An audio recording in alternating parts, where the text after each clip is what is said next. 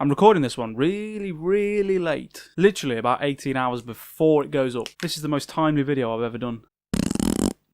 Welcome, friends, to Hilarious Name Pending, episode number 8. Yes, number 8. The 8th week we're doing this in a row. I'm on a roll, aren't I? We are getting closer and closer to this year's E3, and as such, all the video game news is beginning to dry up. But I've pulled a Bear Grylls, drank my own piss, and managed to find some moisture in the barren wastes of the online media outlets. So, here is what happened this week. PlayStation 3 Manufacturing has come to an end. It's over. It is finally over. 3 years after the PlayStation 4, 10 years after its initial release, and a full 80 million units later, the last ever PlayStation 3 has rolled off the manufacturing line at Sony. Now, please, a moment of silence for the big black beautiful bastard.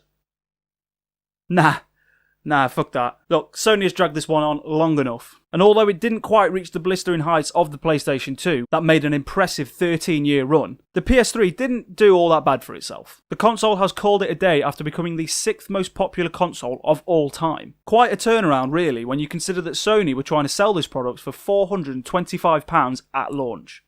You mad bunch of twats, Sony. Assassin's Creed gets leaked on a t-shirt.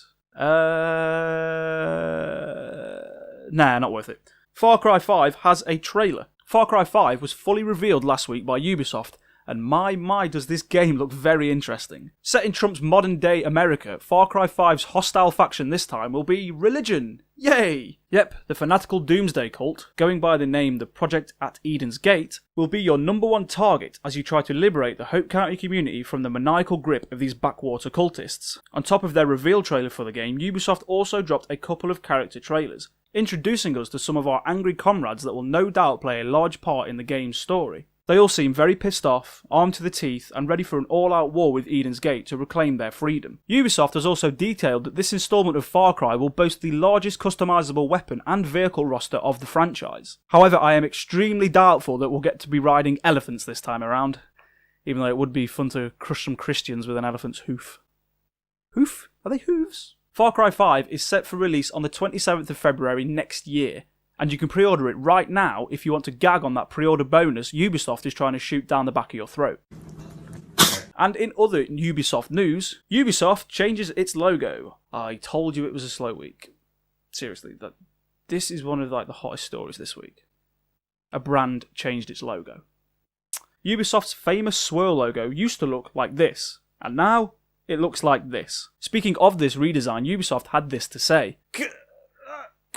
Quote, "We create worlds that live as video games, comics, movies, TV shows, books and amusement park rides. Our new logo is minimalist, modern and monochromatic. It's a window into our worlds, giving a preview of what's to come by highlighting the artistry that goes into creating them." And quote, fair enough, Ubi, I'll allow that, but you are wrong. You should have definitely kept this logo from the 80s. Now that is a sexy ass logo. It's making me moist right now. Really moist. I'm sweating like a fucking bitch. Sweating like Rolf Harris on trial. Kerbal Space Program gets sold. Kerbal Space Program, the wonderfully weird and confusingly popular indie space sim, has been snapped up by Take-Two Interactive. Yes, the very same Take-Two Interactive that owns the likes of Rockstar and 2K. So what does this mean for the Kerbal Space Program now that one of the most giant publishers in the industry is the boss of this undeniable indie darling? Well, according to a statement from Kerbal Space Program's development team, not a lot. Quote, Take-Two Interactive has purchased Kerbal Space Program. The important thing to know is that this big news doesn't change much for the KSP community. Squad and the current development team is still here, and we're hard at work on KSP and its future updates. But now we are fortunate enough to do so with the help of an experienced publisher like Take-Two. Quote, looks like Take-Two just want a slice of that indie pie then. Well, good for them. Good on you, Take-Two, for just doing some damn fine business. You know what?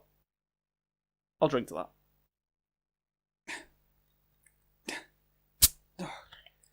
Twist cap bollocks. Sort your shit out, Budweiser. And that's it, folks. I did warn you this was a dry week for video game news. Literally, dick all has happened. So, did I actually miss anything important this week? And no, I didn't. I checked a lot. Do you like Ubisoft's new logo? Should I actually play Kerbal Space Program? Come let me know in the comments down below or over on Twitter at DarylDoes. And if you like this very shallow edition of Hilarious Name Pending, then please give me a thumbs up and subscribe to my channel. That way you'll never miss a chance to bask in my awkward glory. Now next week there is going to be a change. Hilarious Name Pending will be a bumper E3 edition, where I'll be making all of my incorrect E3 predictions, because there will be no news. This is 2 weeks away from E3. Imagine what it's going to be the day before it. So please make sure you're here for that car crash of a video. I am going to go and have a cold shower now. Jesus Christ. Thanks for watching. Full disclosure, I'm doing this in my underwear because I don't care. It's too hot for this nonsense today.